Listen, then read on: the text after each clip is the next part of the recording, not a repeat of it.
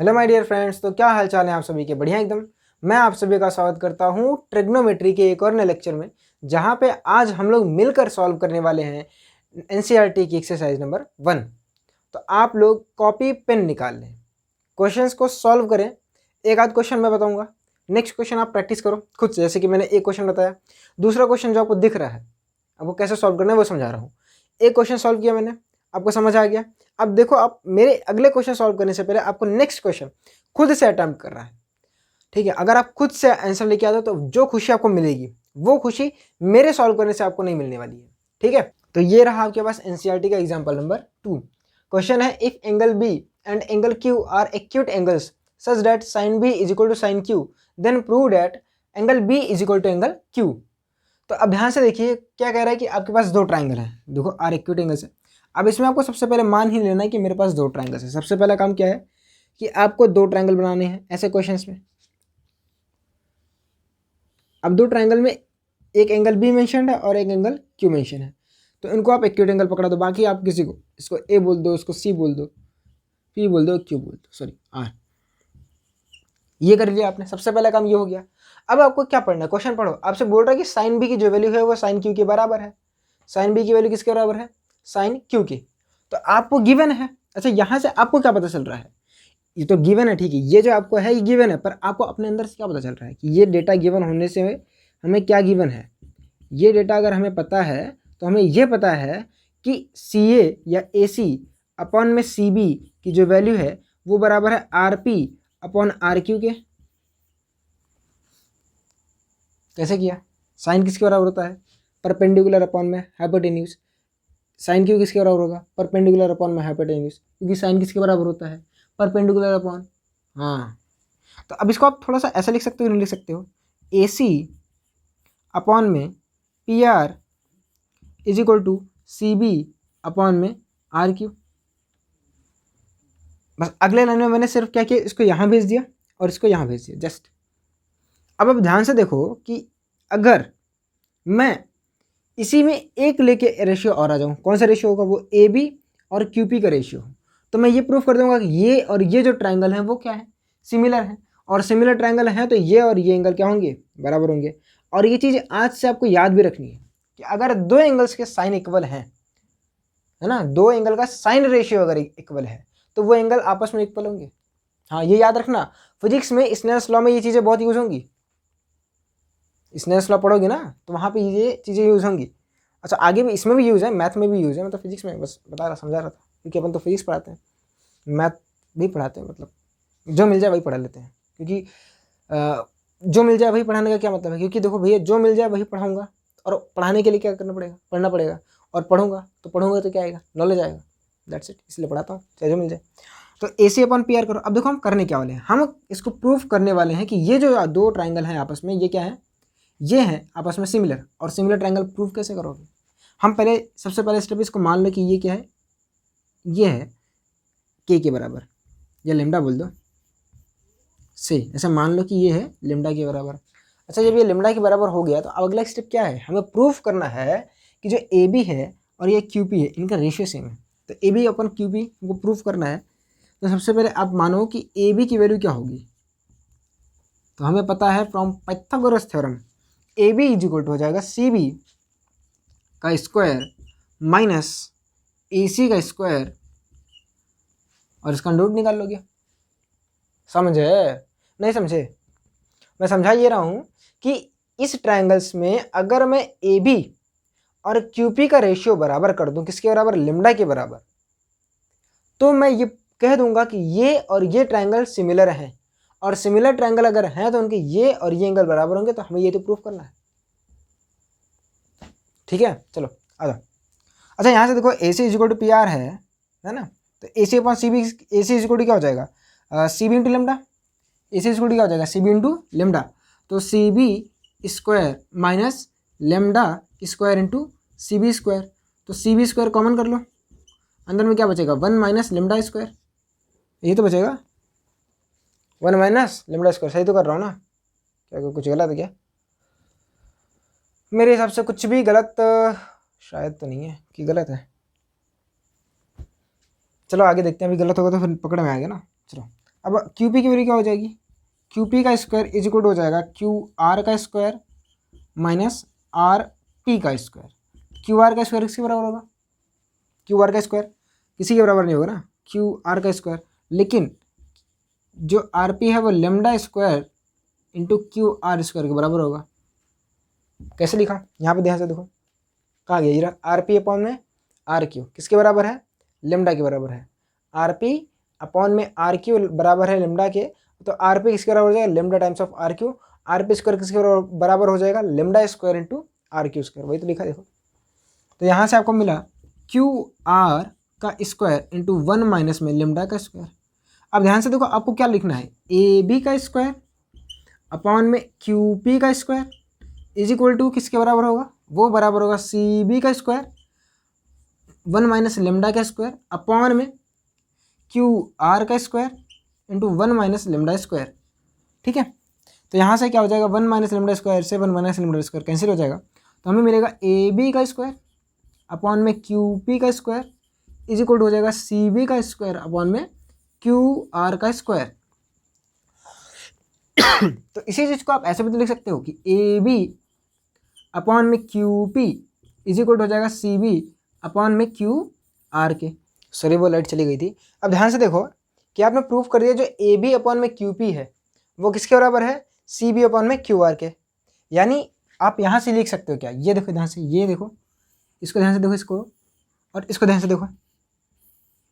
तो आपने क्या प्रूफ कर दिया, इन दोनों डब्बों को अगर आप ध्यान से देख रहे हो, मिटा दो थोड़ा सा मैं मिटा रहा हूँ इसमें, तो आप इनको ऐसे लिख सकते हैं, मिटाने के बाद में ए सी अपॉन में P R is equal to C B upon में R Q is equal to रहेगा ए बी अपॉन में क्यू पी के। और अगर आपने ये कर दिया तो आपने ये बोल दिया कि जो ट्रायंगल ए बी सी हैं वो सिमिलर है। और ये प्रूफ करने से आपने तुरंत ये प्रूफ कर दिया कि जो एंगल बी है वो एंगल क्यू के बराबर रहेगा। आपको इससे आगे कुछ लिखने की ज़रूरत नहीं है, आपने बस इतना किया, आपने ये बोल दिया। अगर आपने प्रूफ कर दिया सिमिलर ट्रायंगल है तो सामने वाला समझ जाएगा, आपको ये लिखने की ज़रूरत भी नहीं पड़ेगा, ठीक है, कि ये एंगल बराबर है। नोट कर लीजिए आप, देखिए एक बार फिर से मैं रिवाइज करा दे रहा हूँ, क्या था आपको गिवन था कि ये एंगल बराबर है, सॉरी साइन इनके बराबर है, साइन बी साइन क्यू के बराबर है। तो हमें पता था साइन बी किसके बराबर होगा, ए सी अपॉन सी बी के और आर पी अपॉन में आर क्यू के। तो हमने बोला एक काम करो, इसको थोड़ा सा क्रॉस मल्टीप्लाई करके हम इसको ऐसे लिखेंगे और इसको बोल दें लेमडा। और हमें ये प्रूफ कर देना है कि अब जो ए बी अपॉन में क्यू पी का रेशियो है वो आपस में बराबर है, मतलब ये तीनों जो हैं वो आपस में बराबर हैं। और ऐसा करने से हम लोग प्रूफ कर देंगे कि ये जो ट्रायंगल है, क्योंकि साइड है ना, इक्वल हो जाएंगे। और इनका तो एस थ्योरम से, अरे साइड वाले थ्योरम से, कुल मिला के ये समझो कि अगर ये आपने प्रूफ कर दिया तो आपको ये मिल गया कि जो आपके ये दो ट्रायंगल्स हैं वो क्या हैं, सिमिलर हैं। और अगर सिमिलर है तो एंगल सेम रहेगा, बात खत्म। मिटा दे रहा हूँ, ठीक है, आगे बढ़ रहे हैं।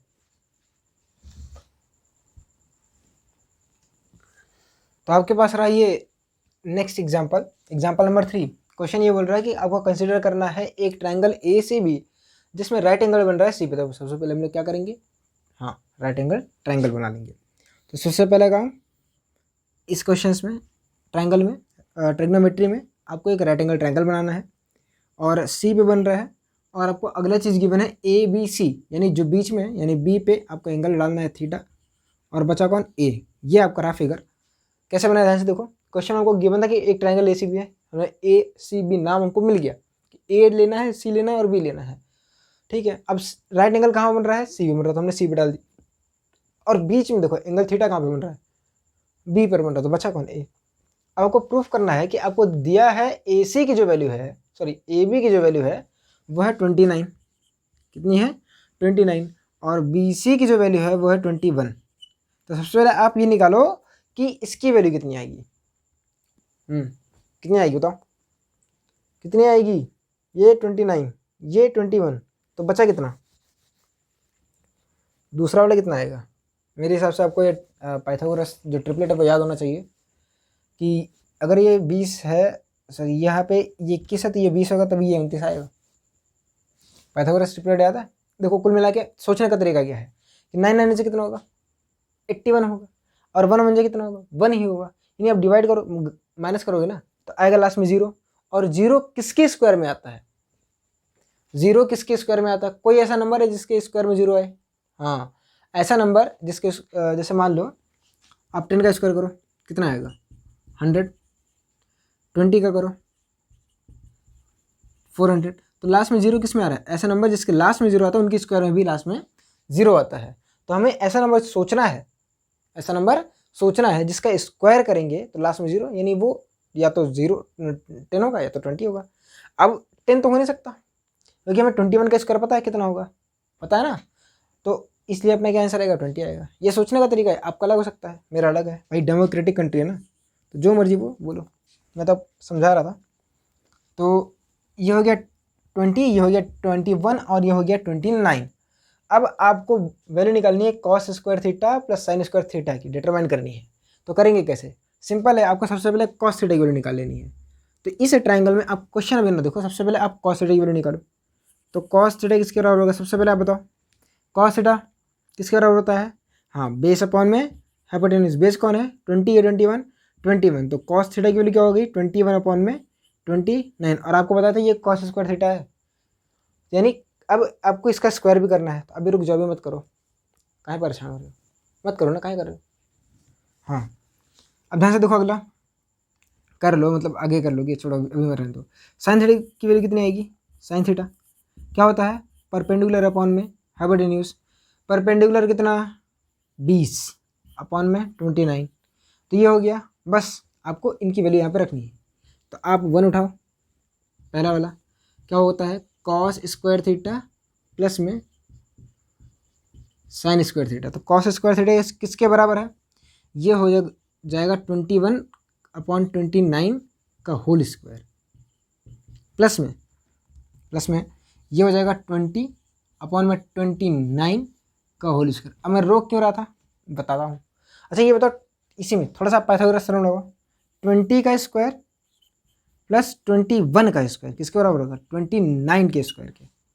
होगा कि नहीं होगा? हाँ, बस इतना मुझे चाहिए था। अब ध्यान दो, यहाँ पे क्या लिखा है? 21 का स्क्वायर प्लस में 20 का स्क्वायर, और अपॉन में क्या है? 29 का स्क्वायर। और ऊपर देखो क्या लिखा है? 20 का स्क्वायर प्लस 21 का स्क्वायर, और ये किसके बराबर होगा? 29 के स्क्वायर के। तो ये हो गया 29 का स्क्वायर अपॉन में 29 का स्क्वायर। सॉल्व करो कितना आएगा? 1 आएगा। तो यानी cos square theta plus sine square theta किसके बराबर है? 1 के। याद भी रख लेना। वैसे अभी तो शायद नहीं यूज़ हो, है ना, पर हमारे टाइम पे यूज़ होता था।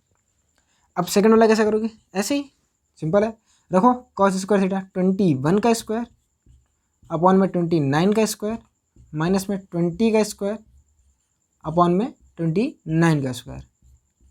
अब यहाँ पे स्क्वायर करने में बैठ जाना कि स्क्वायर करेंगे हम, नहीं मत करो। ए स्क्वायर माइनस बी स्क्वायर लगा दो, तो क्या हो जाएगा? 21 माइनस 20 इंटू 21 प्लस में 20।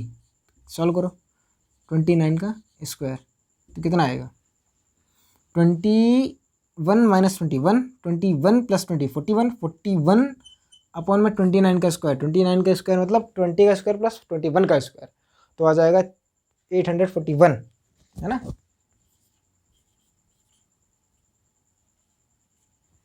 भाई 20 का स्क्वायर 400, 21 का स्क्वायर 441, तो दोनों को ऐड करोगे तो आएगा 841। तो ये हो गया आपके पास। भाई क्यों मेहनत करते इतना स्क्वायर करने का? आसान था कि नहीं था? बस वैल्यूज ऐसे रखनी है, निकालनी है, बस सॉल्व कर देना है। नोट करिए, फिर हम आते हैं अगले क्वेश्चन के साथ। तो आपके पास अगला क्वेश्चन है, consider triangle ACB right angle at B if tan A is equal to 1 then verify that 2 sin A is equal into cos A is equal to 1। तो ये हमको प्रूव करना है, आसान है, परेशान ना हो। तो सबसे पहले आप मुझे बताओ tan A की वैल्यू गिवन है। अच्छा ट्राइंगल बना लो। सबसे पहले ये हो गया आपके पास एक राइट एंगल ट्राइंगल। अब राइट एंगल है B पर और tan A की वैल्यू जो है वो आपको गिवन है, और ये हो जाएगा ऑटोमेटिक C। ठीक है, अब ध्यान से देखो, इस ट्राइंगल में आपको tan A की वैल्यू क्या पता है? हाँ, tan A की वैल्यू किसके बराबर होगी? परपेंडिकुलर अपॉन में बेस। तो परपेंडिकुलर किसके बराबर है? BC अपॉन में AB के। ठीक है, अब इसकी वैल्यू किसके बराबर है? 1 के। किसके बराबर है? 1 के। तो आपको पता है BC अपॉन में AB की जो वैल्यू है वो 1 के बराबर है। तो यहाँ से आपको क्या पता चल रहा है, यहाँ से आपको पता चल रहा है कि जो BC है और AB है वो दोनों आपस में क्या है, बराबर हैं। चलो मान लो इन दोनों की जो वैल्यू है वो है K, ऐसे मान लो से। भाई कुछ आएगी, कुछ वैल्यू होगी इन दोनों की ना, 1 2 3 4 5 6 7 8 कुछ तो होगी। तो हमने बोल दिया K है, जहाँ पे K की वैल्यू आप जो मान सको, कोई भी नंबर मान लो, 0 मत मानना, 1 से लेके जो भी मानना मान लेना। तो यहाँ पे ये लेंथ हो गई K, ये हो गई K, तो ये कितना हो जाएगा, K का स्क्वायर प्लस में K का स्क्वायर। भाई पाइथागोरस थ्योरम भूल गए, याद करो पहले लेक्चर में क्या बोला था कि पूरा चैप्टर ही रेशियोज और पाइथागोरस थ्योरम पे बेस्ड है। तो K square plus K square किसका हो गया, √2K के बराबर। हाँ अब आपको क्या करना है, बस सिंपल सी बात है भाई, साइन ए बोलो कितना होगा, बताओ जल्दी जल्दी, साइन ए किसके बराबर होगा, परपेंडिकुलर अपॉन में हाइपोटेन्यूज। साइन ए किसके बराबर, परपेंडिकुलर, सामने होगा तो ब्लर आ जाएगा शक्ल, ये ना ऑटो फोकस नहीं सेट किया है। साइन ए किसके बराबर हो जाएगा, परपेंडिकुलर कितना है K, हाइपोटेन्यूज कितना है √2K। कॉस थीटा किसके बराबर होगा, सॉरी कॉस ए किसके बराबर होगा, सेम। क्यों सेम, क्योंकि भाई बेस और वो परपेंडिकुलर सेम है। तो आया किसके 1/√2, ये किसके आया 1/√2।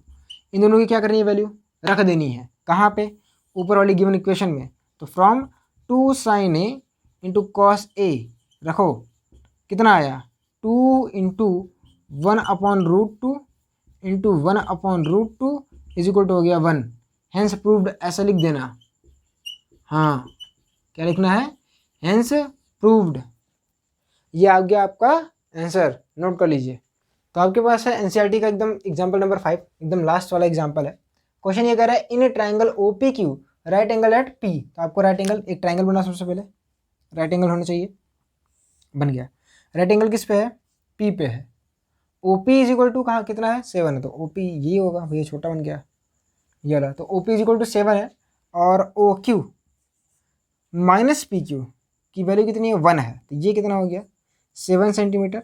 और इसकी वैल्यू कितनी हो जाएगी 1 प्लस OQ, ये तो होगा PQ स्क्वायर होगा 1 प्लस सॉरी OQ माइनस 1 के। चलो कोई नहीं, इसके OQ किसके बराबर हो जाएगा, ये हो जाएगा 1 प्लस में PQ के, ठीक है। चलो इनको नहीं पता नहीं पता, ठीक है कोई दिक्कत नहीं है, क्योंकि हमसे साइन की और कॉस की वैल्यू पूछी है। तो आप ध्यान दीजिए, हमको क्या पता है, सिर्फ पाइथागोरस थ्योरम पता है। सबसे पहला काम आपको पाइथागोरस थ्योरम लगा के जो साइड नहीं पता है वो निकालिए। तो पाइथागोरस थ्योरम का यूज़ करिए। तो पाइथागोरस थ्योरम से क्या पता चलेगा, OP का स्क्वायर प्लस में PQ का स्क्वायर इज इक्वल टू रहेगा OQ के स्क्वायर के। OQ किसके बराबर है 1 प्लस में PQ के होल स्क्वायर के बराबर हो जाएगा, इज इक्वल हो जाएगा 1 प्लस OP का स्क्वायर प्लस में PQ का स्क्वायर। तो सॉल्व करिए, 1 प्लस PQ का स्क्वायर प्लस में 2PQ is equal to OP का स्क्वायर प्लस में PQ का स्क्वायर। तो PQ से PQ कैंसिल, तो 1 plus 2PQ is equal to हो जाएगा OP का स्क्वायर। अब 2PQ की वैल्यू पता कि नहीं पता भाई, PQ की वैल्यू पता है कि नहीं पता, नहीं पता है, तो लेकिन OP स्क्वायर की वैल्यू पता है। तो 1 प्लस 2PQ बराबर हो जाएगा अपना 7, इसको इधर कर लो, 7 का स्क्वायर माइनस में 1 का स्क्वायर, ऐसा कर लो। अरे देखो 7 का स्क्वायर माइनस 1 का स्क्वायर 1 होगा, इसको माइनस 1 स्क्वायर कर दो। तो 2PQ बराबर हो जाएगा A plus B into A minus B. तो A plus B into A minus B, तो ये हो जाएगा 7 माइनस 1 6, और ये हो जाएगा 7 प्लस 1 8, तो कैंसिल कर देना। तो PQ इज इक्वल टू हो जाएगा अपने पास 6 इंटू 4 यानी 24, ठीक है। अगर ये 24 ये 7 तो ये कितना बोलो, अगर ये 24 है 24 सही है ना, हाँ तो ये 25 हो जाएगा, सॉरी ये हो जाएगा 24 सेंटीमीटर और ये हो जाएगा 25 सेंटीमीटर, तो ये है 25, ठीक है। तो आपको देखो सब पता चल गया। तो जैसे आपको सब पता चला, आप यहाँ पे रखो साइन Q और कॉस की Q वैल्यू, ठीक है। तो यहाँ पे हम लोग इस लेक्चर को करते हैं ख़त्म। और जो एनसीईआरटी की एक्सरसाइज है उसको आप खुद से प्रैक्टिस करिए, और हाँ नेक्स्ट वीडियो में हम लोग खुद उसको कवर अप करेंगे, पहले आप खुद से उसको प्रैक्टिस कर लीजिए एक बार, ठीक है। तब तक पढ़ते रहिए आप लोग। All the very best, bye bye.